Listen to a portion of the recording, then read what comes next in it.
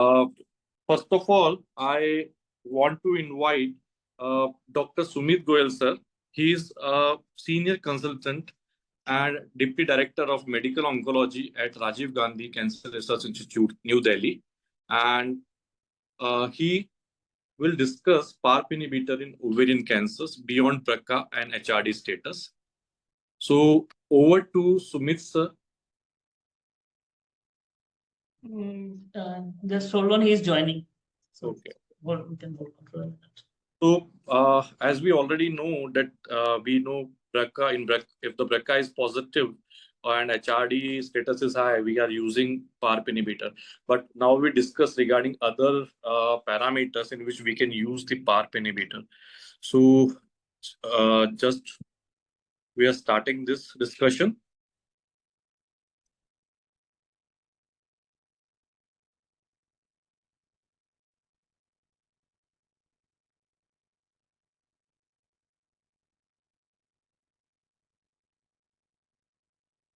So today a very good other option, other discussions also, like we have we will have a good discussion on gastric cancer SCC today, and we will have some more insights in endometrial cancer. Also, we will discuss regarding the darolutamide in prostate cancers.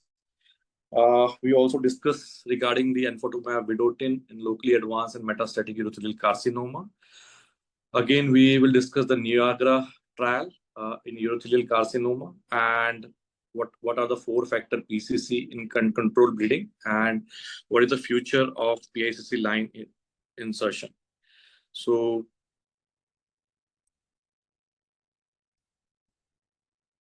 I think so. Dr. Sumit Goyal sir has joined. Good evening, everyone. good evening, sir. Yeah. So just waiting for the meeting ID and the password to log in. But if someone can share my slides, we can proceed, I think.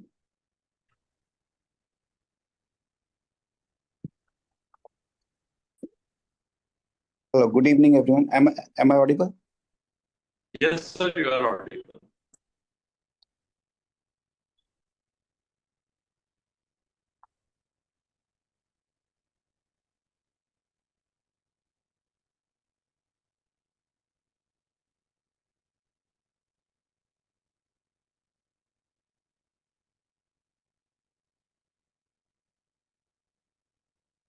So can we start? Yes, sir.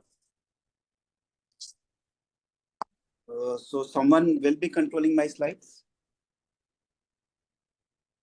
Yes, sir. Okay. It will be. Okay.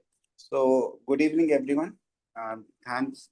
I thank the organizers for giving me this opportunity to interact today. So today's topic is little unique. PARP inhibitors in advanced ovarian cancer beyond BRCA and HRD status. We all know when BRCA is there and HRD status is there. So we are little confident to use the PARP inhibitors and guidelines and everything is there. So far, we know NIRA and RUCA is there, which are approved, but what is the data to support that? So we will be talking very briefly about that. So moving on to the next slide, please.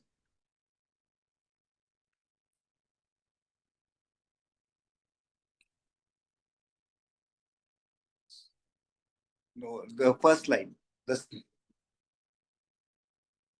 Yeah, introductions. Okay. So we know the ovarian cancer is a clinically aggressive disease.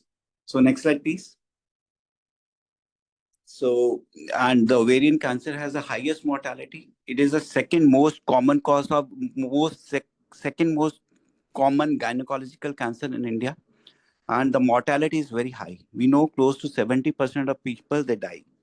And 92% of people, they report in stage 3, stage 4 disease. And the median age of presentation is about 55 years.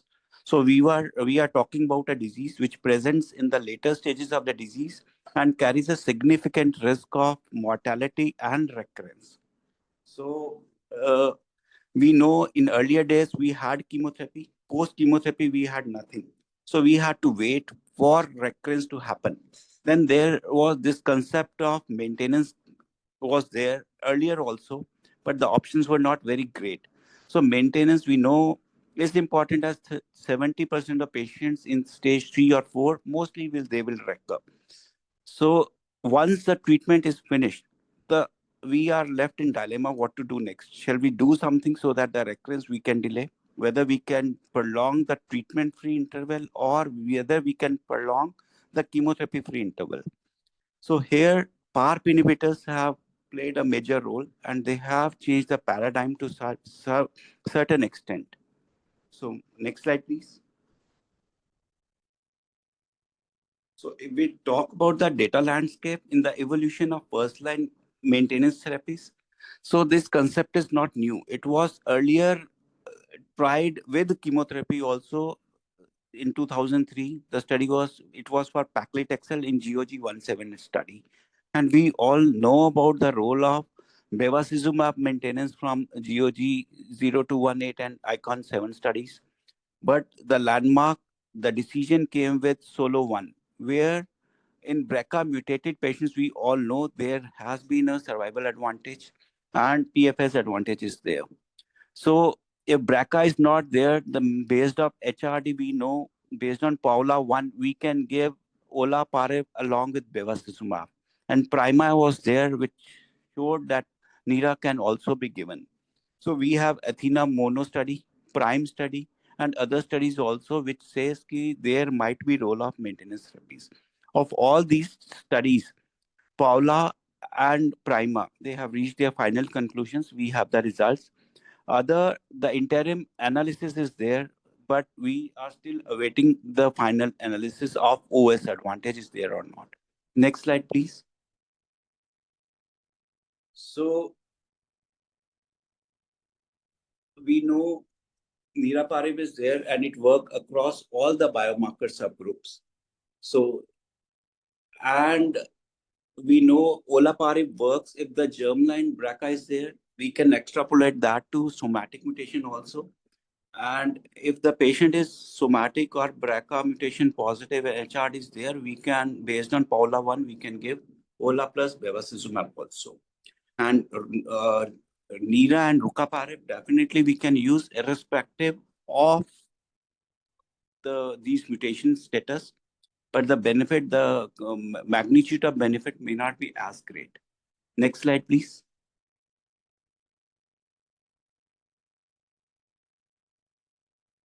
So there are different clinical guidelines which recommend maintenance therapy for many patients with first-line treatment. So all the guidelines definitely they say whether it's ASCO or ASMO. So first thing that we test is whether to look for BRCA mutation or HRD or whether to do both combined. It depends upon person to person and institute to institute and the paradigm. But if the mutation is there, definitely we are tempted to use the olaparib or ola plus bevacizumab, and both are not there, then probably we tend to give bevacizumab alone. Next slide, please.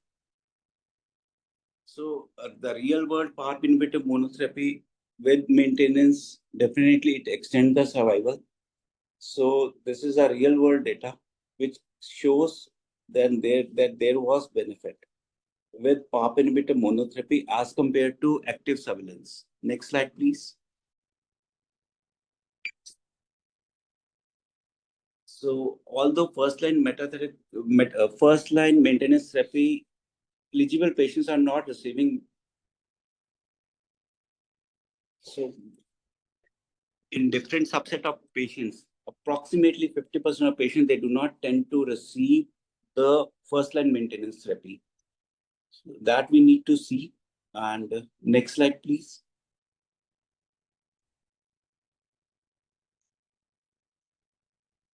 So again, so there are multiple factors which determine our choices to optimize the treatment and to use the maintenance therapy depending upon the different disease characteristics, patient characteristics, drug properties, and accessibility. Accessibility both in terms of drug availability and in terms of genetic and BRCA testing.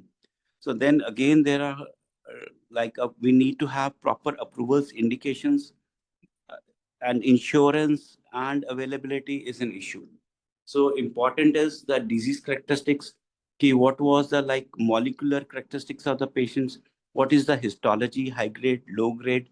what was the response to the treatment, whether it was platinum-sensitive disease or resistant disease, what was the surgical outcomes, whether the patient has undergone primary cytoreduction or interval cytoreduction, whether there was residual disease, whether the patient has responded, there was CR or PR, then patient characteristics like comorbidities, patient's preferences, patient where the patient lives, how far from the hospital, all these things come into the play in making a decision for the patient's journey. Next slide, please. So again, how do we select the most effective first-line option for patients? So there are different paradigms. What we do is, if patient is BRCA mutated, so we post chemotherapy tend to give PARP inhibitor alone. And if patient is having HRD positivity, but BRCA is not there, or patient is BRCA positive but has some residual disease but has responded, then we can combine olaparib to bevacizumab also. So if HRD status is not known, either we tend to give bevacizumab alone if there are no contraindications, or we can also consider monotherapy with nira or rucaparib. So, but obviously this is there in the first line treatment. And in subsequent or in the relapse setting, if the patient is platinum sensitive disease, then we can consider, provided the patient has not received PARP inhibitors in the first line. Next slide, please. So next slide, please. So we know niraparib is a PARP inhibitor. So it is a highly potent and selective inhibitor of PARP1 and PARP2. It is 2 times more potent than ola and rucaparib. It has high drug concentration in tumors and it delivers sustained PARP inhibition. It inhibits tumor growth in both BRCA mutated and BRCA wild type tumors also. So this is how it works. So next slide, please. So coming to the PRIMA trial, next slide, please. So this slide is corrupted. Basically, the crux of the study is this study was used in first-line platinum-sensitive patients. In patients, the newly diagnosed advanced ovarian cancer patients at high risk for recurrence after response to first-line platinum-based chemotherapy, they were randomized 2-1 to niraparib versus placebo. The primary endpoint of the study was PFS by blinded independent committee review, and the key secondary endpoint was the OS. So stratification factor in this study was NACT, the response to the therapy. And next slide, please.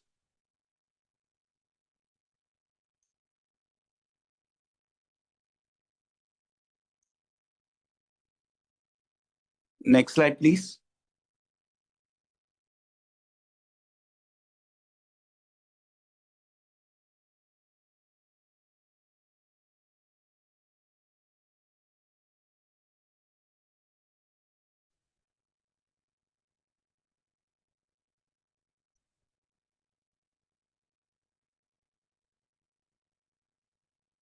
Yeah, you can start from there, primer. Yeah, you can start from key takeaways. So the primer basically, next slide, please. So we can skip this. Yeah. So if we look at this chart, so the previous slide, yeah. So this is okay. So basically this slide depicts, though it looks corrupted, at 5 years, niraparib had reduced the risk of disease progression or death versus placebo in the intent to treat population. So if we look at niraparib in intent to treat population, the median PFS was 13.8 versus 8.2. And even at 5 years, the PFS was 22 versus 12%. So which was quite impressive. Even in the last chart, in the HR proficient group, so the benefit was there, but it was not that great in the HRP population. But PFS was 8.4 months as compared to 5.4 months in the proficient group. Next slide, please. So basically, the quality of life did not differ even if the patients were taking the niraparib as compared to the placebo group. Next slide, please. So though the benefit was there in the PFS, the OS data, it was not significant. So niraparib, as per Primera study, had shown PFS benefit, but the OS benefit was not there. So there were a number of reasons for this, which we will not go into detail now. So next slide, please. So we'll skip this. Next slide, please. So again, this is corrupted slide. So we'll come to the prime takeaways of the. So the primer study was positive study in the term that it prolonged the PFS. It demonstrated durable PFS benefits at 5 years in the HRD and intent to treat population. So HRP, the difference was there, but it was not that great. So probably the benefit was derived by the patient population in the in the HRD group. Though the OS advantage was not there, but PFS advantage was there. So Prima confirms that the sustained and long-term efficacy and safety profile of niraparib to support the benefit of niraparib as first-line maintenance therapy, regardless of HRD status. Next slide, please. Next slide, please. So this I think we have discussed. So why it failed, probably there was a lot of crossover and subsequent license patient had received PARP inhibitors. Approximately 81% of patients in the placebo group had received PARP inhibitors subsequently. Probably that's why the OS benefit had not come. Next slide, please. Next slide, please. So next slide, please. This we have discussed. So this next slide, please. These are all those corrupted slides which were there. Next slide, please.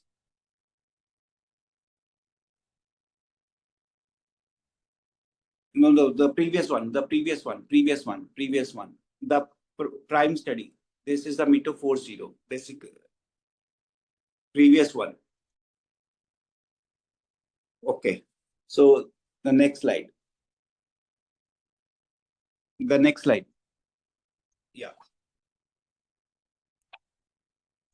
So basically, this is the primer study where the OS advantage was not there. So there were multiple things, I think, which we have discussed. Next slide, please. Yeah, the next slide.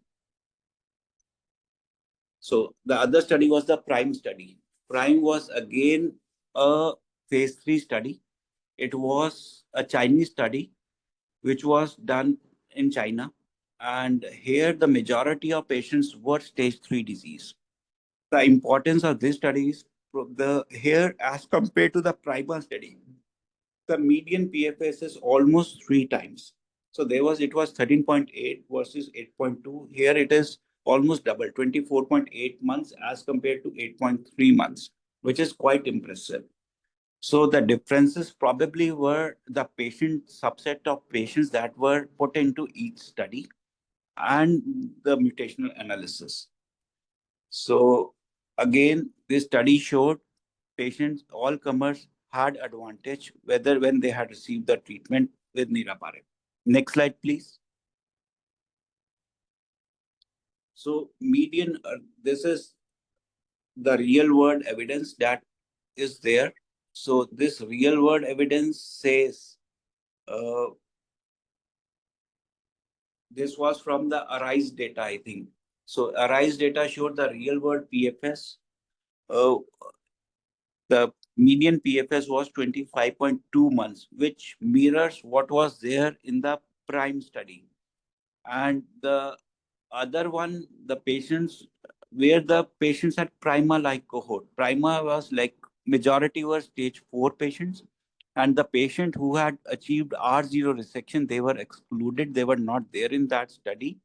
And they had bad subset of patients. Though, so in those patients, the median PFS was 10.1 month, which mirrors the Prima study. And the 25.2 months, if the patients had no visible residual disease, they are likely to do much better. in the real world also, which mirrors the PRIME study. Next slide, please. So this is another study which was done in the Italian population, MITO 40. It was the extended access program basically. So in this extended access program, the patients demonstrated significant benefit. So the median PFS was not reached in this program. So, and the patients at 36 months, even 54.3% were disease free, which is quite impressive for ovarian cancer patients. So next slide, please. So in summary, so in the real world, we need to look beyond BRCA and HRD status also. So we have available modalities and PARP inhibitors like RUCA and NIRA. With NIRA, we have more data, and it is DCGI approved. I think it has DCGI approval. So the GSK can confirm that. With this, I'll stop here. Thank you very much.